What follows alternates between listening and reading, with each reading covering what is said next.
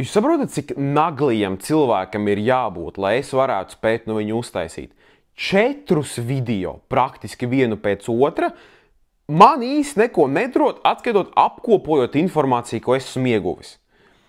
Tajā ziņā cepurnos Austriņu, jo viņš ir nepārspējams, jo man liekas, ka pēdējā video es beigšu šo epopeju, bet kā jūs varat iedomāties un patreiz redzēt, tā nav realitāte. Tādēļ šodien, un es ar pilnu pārliecību varu teikt, ka šī vismaz ir fināla epizode šajā epopejā, apkoposim kā parasti maģiskos Facebooka postus, kas ir, man šķiet, ka posta attālumā no šizofrēnijas līmeņa. Ir iespējams jaunumi dzirdēt no slimnīcas puses, kas ir iespējams juridisku iemeslu dēļ. Un, ja tā informācija, ko esmu iegūst, ir patiesa, es ar pilnāko pārliecību varu teikt, ka ne tikai Austris nav pelnījis to atbalstu, ko viņš saņēmis ir, bet viņš ir vienkārši debīls. Un tādēļ šodien parunāsim par Latvijas bagātāko hemoroīdu. Šodien pasmokosim to Austra peku, jo mēs šodien taisam 4. daļu riepa Austra epopejai. Let's go! Tātad, ja jūs gadījumā pirmo reizi skatāties šo video un nesaprotat, kas pie vēlna riepa Austris, pirmkārt, no sirds apskaužu, otrkārt, nosēdies iepriekšējos video, atveriet man YouTube kanālu, tur sapratīsiet, kas pie vēlna notiek. Bet, ja jūs skatāties jau 4. epizodi, es minu, ka jūs zinat, kas šeit viss notiek, un tādēļ sāksim ar leģendārajiem Facebook postiem. Un es brīdinu iepriekš. Man tā jau ir savas personīgās dikcijas problēmas, es parasti runāju par ātru, kā rezultātā dažus vārdus nesaprotami izrunāju. Bet es centīšos šos postus lasīt, un es uzsveru uz vārdu centīšos, jo šie posti pakāpeniski sāk palikt arvien šizofrēniskāki, un viņus būs vienkārši grūti pat izlasīt, kur nu vēl interpretēt. Tādēļ pirmos postus izbaudam, un pēc laika vienkārši mēģinām saprast, kas pie vēl notiek. Un sāksim ar pirmo, kas ir nācis pēc pēdējā Austra daļas video. Nu ko? Akna pabojāta. Problēma ar vairogu dziedzeri un aizkuņa dziedzeri. Sāp šulcs. Nu neko, līdz ceļvienai bik jāpārstē. Diži daudz jau variantu nav. Bet vismaz zināms ir kas. Varbūt pārteicās puika. Vienīgais, kas man besīja, ka nevar iziet ārā. Ka jābūt visu laiku gultā. Precīzāk, palātā. Drīz jau mugura būs līka. Šis posts mazliet likās interesants, jo šeit viņš tika ierakstīts Gailzerā iekšā, cik es saprotu, un cik es runāju no visiem pārējiem cilvēkiem, nebija īsti skaidrs šitas pēdējais punkts par to, ka viņam visu laiku jābūt gultā un palātā, jo normālos gados viņas drīzāk laist ārā. Bet minējums ir tāds, ka viņš visdrīzāk ir nodzēries līdz punktam, un Gailzers viņam visdrīzāk tā neusticās, allegedly, ka viņš vienkārši tika turēts palātā, jo nevar zināt, kas viņu īsti notiks. Bet par šo mēs atgriezīsimies vēlāk. Nākošais posts. Austris Jansons feeling determined, jo krasaučiks izies līdz galam. Konfekta, bet šeit, šeit viņš ir kā Sīvijas dēls teātri. Nu ko? Gaitenis, kurš manī raisa divējādas emocijas.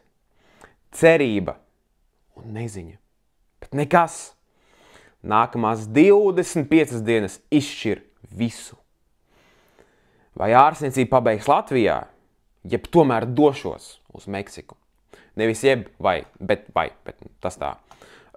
Šis ir arī ļoti tāds interesants posts, jo, balsoties pēc iepriekšējā, iespējams, ļoti iespējams, Austra analīzes bija tik kritiski sliktas, ka nebija pat īsti skaidrs, vai Austris būs ārstējums, jo pēc iepriekšējā posta viņam akna bija problēma, jo Austris, no tīri uzticamiem avotiem, ir nodzēries līdz punktam, ka viņam tā akna ir tādā stadijā, kā viņa ir, un tās analīzes bija tik sliktas, kā viņas ir, jo viņš vienkārši nespējas pārstāt dzert, tādēļ viņa ir iela Gailzerā, un es minu, ka tādēļ viņa izrakstīja ārā cerībā, ka viņš noturēsies, jo pēc tam 25 dienām viņam būtu jāsākās ķīmijterapija, jeb jāatsakās, jo, kā jau mēs zinām, vienu viņš izgāja, 4 palikušas. Un es domāju, ja tev ir 25 dienas, lai atsāktu ķīmijterapiju, tu visdrīzāk spētu savākties. Šo mēs biznesā saucam par foreshadowing, bet dodamies tālāk. Atbrauc pēc pēdējām lietām uz Jelgavu. Pie reizes paldies Mārtiņam, kurš manā vietā mainīs amortizatoru, jo saprotu, ka pats to šādā stāvoklī nespēja izdarīt. Jāsaka, ka šodien īsi nav mana diena, bet vienmēr jādomā, ka pienāks arī rītdiena un iespējams uzspīgdēs saulīte manā sajūtu gammā, lai visiem super diena. Jūs varbūt esat redzējuši Instagramā to krieviņu tagad, kuram tās milzīgās Tom Ford brilles un kurš brauc Mercedesam aizmugurē, ķipa stāsta, ka oi, сегодня солнышко, какие красивые дня. Šis ir tas vaipiņš, kas nāk no šīs bildes. Bet, ja godīgi, pie dirs pa to tekstu, ko viņš raksta, jo man patīk, ka viņam bēmbistē ir aizmugurē. Bet mīļākā daļa, ja mēs iezūmojam iekšā uz viņa telefonu, es negribu teikt, ka visa tā nauda ir aizgājusi jūsu saziedotā skriptu, bet man nav citu ko teikt, viņš ir fucking atkarīgs. Bet viņš jau, protams, ārstējās un nevar ziedotājiem atdot naudu tikai tādēļ, ka viņam to naudu vajag rehabilitāciju, nevis tādēļ, ka viņš visu viņu papis skriptā, bet es taču nezinu, mēs neesam viņa kontos. Protams, ja viņam būtu pieejami kontiem, jo šeit bija vēl viens jautrs developments. Tātad, citējot, mīļie draugi, mūciet no bankām! Šodien pierādījās mani vārdi, ko teica jau 2016. gadā. Pilnīga kontrole! Bloķēta internetbanka, 5 stundas sarunas ar banku. Ko var 5 stundas runāt ar banku? Es nespēju saprast. Tur nav idiotu otrā galā. Vai tu vienkārši 3 stundas biji uz holdu? Es nezinu, bet es teicu uz notikumiem pa priekšu. Atvainojiet. Pretī meli. Beigās pasaka, ka valsts drošības dienests interesējās par maniem kontiem, kas ir pilnīgi meli. Kā tie var būt meli? Domā, ka banka tev melo? Domā, ka tas tik svarīgs, ka banka tev melos? What the fuck? Kā arī sapratīsiet sarunā. Zem šī posta ir video ielikts 10 sekundžu garumā. Mēs neko nesapratīsim. Tikai kripto, tikai skaidra nauda, tās bankas, facepalm emojis, kā gan sanāk, dirsātās bankas, jo, ko tās stulbās bankas dara? Es paņemu no ziedotājiem naudu, neizmantoju, kur es izmantošu to naudu, pasaku, es to naudu nedošu, un tās stulbās bankas nobloķē manu kontu. Vienmēr, visi citi ir vainīgi, ne jau es, stulbās bankas, tādēļ vienmēr ziedojiet visu skaidrā, visu dariet naļikā, vienmēr, visu caur Dubaju dariet, mācieties no Karību fondiem. Ja pat valsts drošības dienestam nav informācijas, tad atvainojiet. Man šķiet, ka valsts drošības dienestam tieši ir informācija, un tādēļ visdrīzāk tavu konti ir aizvērti. Kādēļ tev liekas, ka viņiem nav informācija? Īpatnēji pieeja. Bet, mēs jau tie lohi esam gal galā. Apnika dzīvot melos. Man jau 9 gadus, kopš esmu šo visu mācījies, visu laiku bijusi taisnība. Ko viņš mācījies, es nezinu, zakt naudu, nemaksāt nodokļus, kaut ko viņš ir iemācījies, bet rezultāts nav baiga labs. Neredzu jēgu pat diskotēku. Pirmdien eju uz banku.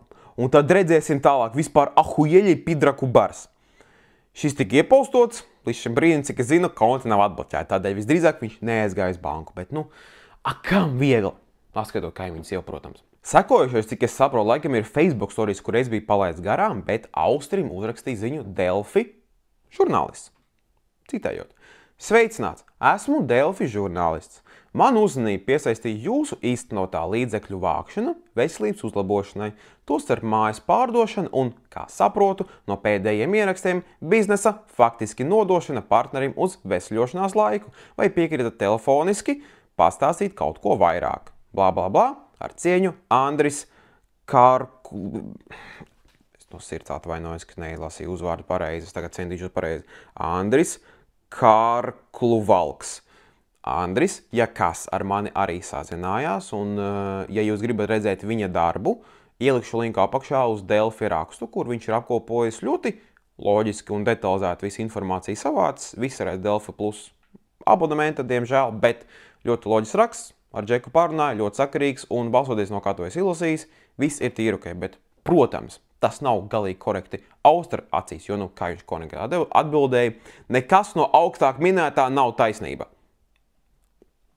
Period, sis, ko var nepiekrist bitīt matos. Bet labi, žurnālisti viena lieta, bet Kā es video sākumā teicu, Austrim lēnā sāka šībers iet ciet, jo patreiz viņš sēž mājās, viņam jānogaida 25 dienas, tik to, ka viņš ir izdzēs, pilnmēnes nāk virsū un uz kādu jānogrūž tā agresija. Kā rezultātā, tieši pēc iepostošanas storiju, Austris izdomāja sākt rakstīt garāku postu Facebookā, kurš bija, maigi sakots, advancēts. Tādēļ es brīdinu, es vienkārši centīšos izlasīt, kas tiek pateikts, un mēģināšu interpretēt to, ko es varu interpretēt. Tātad, stundu rakstīju garu rakstu, sapratu, ka ne jēgas. Bet tāpat iepostoju, whatever. I.S. Valenbergu dinastija. Arī tu esi peška. Zinu, ka lasi. Nemīz arī tev ir laika pulkstenis. Lūdzu, paskatieties, kas ir Valenbergu dinastija. Man nav ne jausmas. Es visiem prasīju, nevienam īsti nav ne jausmas. Tādēļ lūdzu palīdzību. Pohuj par banku. Man vismaz ir smadzenes. Subjektīvi. Tās izdarīs visu kā Āfrikā. Kripto decentralizēta vide Flash. Ko tas Flash huizina? Un braucu, kur gribu. Aizbraucu uz Latvijas laukiem, ja laikam baigi nevar aizbraukt, kur gribu, bet, akām viegli. Žurnaļugām kara laikā vīru liek vārīt. Paralīdz savu bijušo aparātiņu kolēģi līd.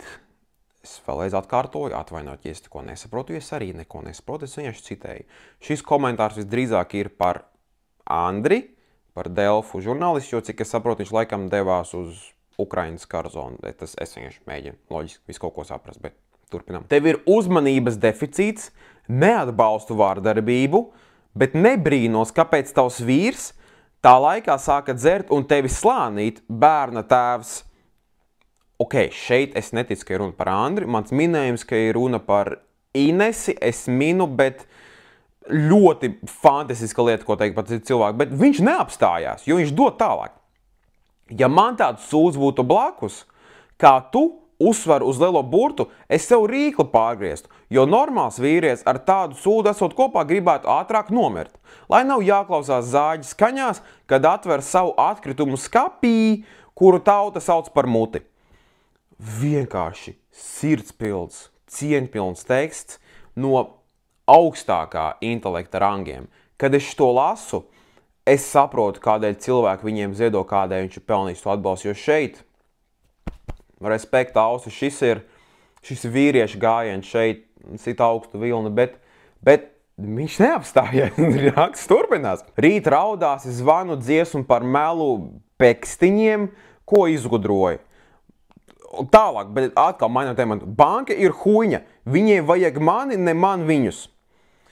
Pēdējo reizi, kad skatījos Latvijas banku apgrozījumu, es varētu minēt, ka viņiem visdrīzāk tevi baigi nevajag. Kādēļ viņiem no visiem cilvēkiem vajag Austru Jansonu?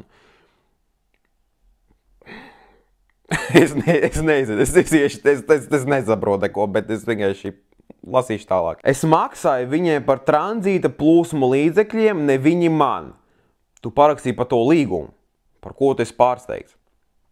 Bez zināšanām man arī ir Bitcoin minings, kurš atkarīgs no saules plūsmas. Saules stariem, saule baigi neplūst. Varbūt to 3 klašu izglītībā varbūt neapguva, bet saules starie, kas viņi staro. Un banka arī var lietot melnu pāksti, ko iebāz tur, kur saule nespīd. Tu vari iet kopā ar banku, jums pa ceļam. Par kuru cilvēku tagad? Par ko viņš runā? Tāpēc saku, ka šizofrēniķi dienas grāmata. Es nesaprotu, par ko ir runa. Es pastresoju 11.10.2024, bet te ir viens fakts pagātnē atkārtojas.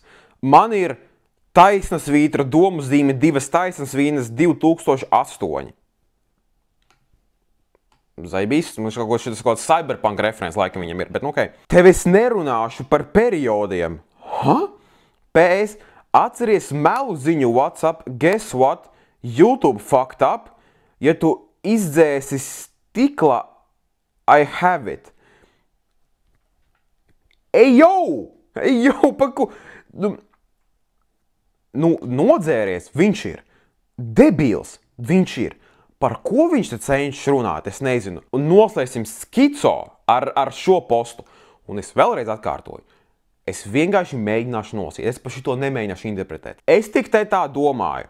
Ņemot vērā, ka valsts ārējais parāds pēc sniegtajām ziņām sasniedz knapus 2 gadu budžetus, kāpēc jājauc nost pieminekļus, kuri saistīti ar padomiju? Mums sākumā ar šīm miskastēm jātiek galā.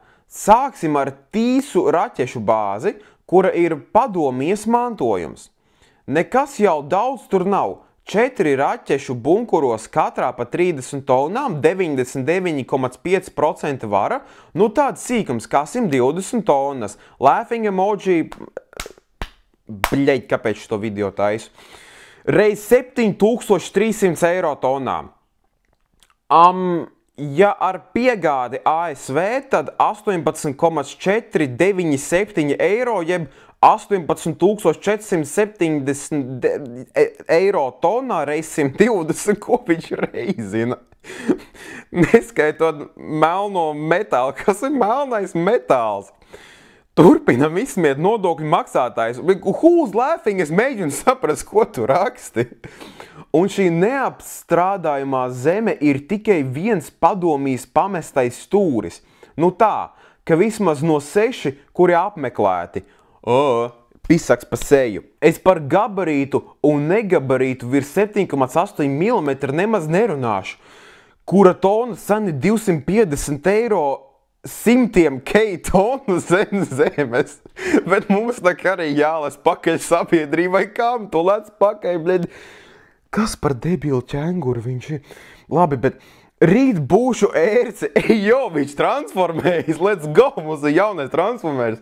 Ja kādu sakot, īšu atvainojiet. Nu tāda man daba.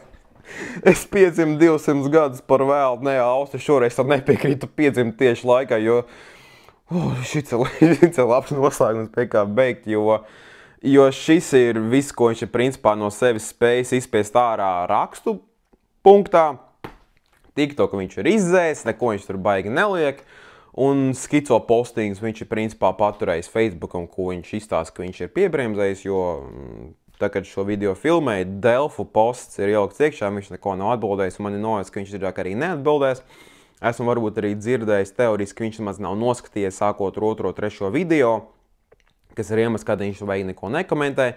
Man nojauts tas pirmspēdējais posts, ko es liku pa YouTube Fact Up, viņš vismaz nostties 2. daļu, bet es minu, ka viņam vienkārši nav ko atbildēt, jo viņš vairāk pievērsīs uzmanību, jo lielāka iespēja, ka cilvēki redzēs, ka viņš ir vienkārši aizgājis prom, tur nav nekāda saistība ar realitāti. Bet ir arī informācija man ienākusi, un viss ir allegedly, viss ir iespējams. Nekādā veidā nevaru to pārliecināties, jo man nav pieeja šiem datiem, ka es viņus neesmu redzējis, bet no ļoti uzticamiem avotiem ir ienākusi informācija par viņa ārstēšanos, un es ļoti traknās pēdiņās gribu likt ārstēšanās vārdu, jo tas, ko Austris ir izdarījis, ir... Es vienkārši labāk pastāstīšu. Cik es esmu sapratis? Allegedly. Es negribu nekādus juristu problēmas. Ap 25. septembri slimnīca mēģināja zvanīt Austrim 3 reizes, lai mēģinātu sakārtot lietas, kuru nevienu reizi Austris nekādā veidā nav pacēlis trūku viņiem, ko viņi ir piefiksējuši, jo 8. oktobrī, kas ir tās 25 dienas, par ko viņš runāja, Austrim vajadzēja ierasties uz slimnīcu, lai atsāktu ķīmijterapiju. Austris neieradās. Un jūs varbūt mēģināt saprast, nafigam Austris neieradās. Jo, lai neierastos uz procedūru, ko viņš tik ļoti ir vēlējies visus gadus, vajadzēja būt tīri svarīgam iemeslam. Bet kā izrādās, allegedly, Austris neieradās uz procedūru, jo, and I fucking quote, viņam bija temperatūra un iesnas. Balsoties uz man pieejamo informāciju, kas ir šobrīd 24. oktobris, Austris līdz šam brīdim nav atsācis ārstēšanos. Un, lai jūs saprastu, kādēļ es patreiz klusēju un kādēļ es šo video nobeigšu, tā kā es viņu nobeigšu, es vēlos uzlikt šo bildu uz ekrāna, ko Austris izmantoja kā profilu bildi vienā brīdī. Un jūsu informācijai. Šī bilde un šis faktors, piemēram, viens no iemesliem, kādēļ Inese atbalstīja viņu. Inese ziedoja viņam naudu, jo viņi zināja, ka viņam ir meitiņa. Un šis ir tas punkts, kur šis video paliek no tā hi-hi-ha-ha. Uz man personīgi tīri, negribu teikt smagu tematu, bet nepatīkamu tematu, jo šis ir iemesls, kādēļ es varu teikt, ka Austris ir vienkārši debīls. Jo es neesmu savā dzīvē saskāries ar cilvēku, kuram dzīve ir devusi tik daudz iespējas pieļaut kļūdas un uztaisīt sūdus katastrofālā izmērā, un viņam neizskaidrojama iemeslu dēļ mēģina cilvēki skriet pakaļ un dot iespēju, pēc iespējas. Un tā vietā, lai viņš mēģinātu kaut ko atrisinātu, viņš turpina vārīt sūdus. Jo Austra mērķis ir izārstēties, un tas, ko Austris varbūt nav sapratis. Un šī viena svarīga lieta, ko es gribu pateikt cilvēkiem, kurš to skatās. Un ja jūs kaut vienu lietu no šī visas epopejas ņemat vērā, tā ir šī. Tajā brīdī, kad jums dzīvē parādās bērni, jūsu dzīves prioritāte ir jūsu bērni. Jūs līdz tam brīdim, kad jūs bērni dzīvojat brīvi, neko nelaižiet vējā, dariet, ko jūs gribat, dzīve ir skaista, izbaudiet. Bet tajā brīdī, kad jums parādās bērni, jūsu darbs ir parūpēties par viņiem, līdz ko viņi sasniedz 18 gadu vecumu, lai jūs pēc iespējas labāk viņus var sagatavot dzīvē, lai viņas būtu normālas atvases. Tas attiecās ne tikai uz to, kā jūs viņus audzējat, bet arī parūpēties par to faktu, ka jūs viņu dzīvē esat. Un, dārgais Austri, ja tu gadījumā šo video skatīsies, iespējamība, ka tu sava bērna dzīvē būsi, tiks palielināta, ja tu būsi, piemēram, dzīvs, piemēram, izārstējot savu slimību. Bet ja tu izvēlies neierasties uz ķīmijterapiju, nemēģināt sev atrisināt situāciju, ja pat neieradies Latvijā, tad vismaz pacienties tikt uz Meksiku. Bet tu jau nebrauks uz Meksiku, nevis tādēļ, ka tu negribi, bet tu visdrīzāk visu savu naudu esi kripto notriecis. Un tā vietā, lai šo visu situāciju mēģinātu atrisināt, lai atveseļotos, lai dzīvotu savam bērnam, ko tu, dārgais, dari? Tu vienkārši turpini dzert, triek naudu kripto un sēdēt laukos, nezinu, ko tu mēģinot darīt.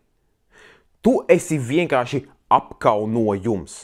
Tu esi apkaunojums vīriešu sugai. Es tevi personīgi nevēlos pa vīrieti saukt. Vienīgais veids, kā es to varētu aprakstīt, ir mauka ar neizdevušos pautu izvietojumu. Jo tu no vīrieša esi nenormāli tālu. Tu esi ne tikai neciešams cilvēks, tev nav nekāds morāls, tev nav mugurkaula, tu visu atvainu novēl citiem un pie reizes visam pāri. Godīgi sakot, visu es varētu vēl mēģināt saprast un piedot. Nauda nāk, nauda iet, cieņu tu var iznīcināt, pofīgi. Kamēr tu esi dzīvs, tu vismaz kaut cik liederīgs esi savam bērnam. Bet, ja tu padodies uz sevi, man pofīgi par tevi. Man neinteresē, kas ar tevi notiks. Man neinteresē, kas ar tavu bērnu notiks. Situācija, ka mums ir kritiski slikta dzimstība, mums cilvēki mirst, mums cilvēki brauc prom. Es negribu izklausīties pēc boomera un vai politiķa, bet bērni ir mūsu nākotne. Un bērni var augt tikai un vienīgi normāli tajā brīdī, kad viņiem ir abi vecāki apkārt un dod kaut kādu situāciju, kur viņi var augt kaut kādā veidā.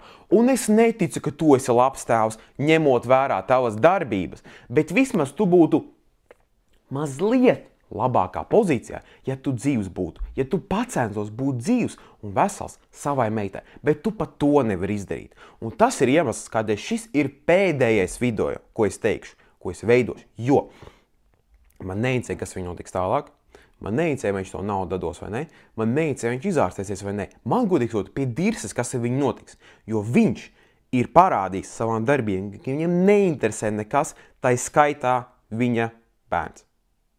Tas nav piedodami, tas nav pieņemami, tas ir vienkārši debīli. Tādēļ manās acīs Austris ir daunis, viņš ir dabūjis to, ko viņš ir pelnījis. Es viņam vispār vairs neko nenovēlu. Fantastiskā kārtā ar visiem cilvēkiem, kuriem es runāju. Kopš tā, ko viņi redzējuši pēdējā laikā, vispār nav neko labu, ko teikt par viņu. Un tādēļ es vēlos šo video palaist un pateikt, ka viss, es beidzu, man te vairs nav ko teikt. Viņš ir reāli deadbeats. Visus viņu patreiz var saukt par deadbeat, jo viņš reāli dead vēl nav. izveseļojies. Varbūt, ja tu izvēlēsies. Atdod to naudu, ja tev ir ko atdot, bet tev visdrīzāk nav ko atdot. Ej ārstējies. Protams, ja tu beigsi dzert, ko tu nevari izdarīt. Tu esi vīrietis izgāšanās, ja pat tev vīrieti var saukt.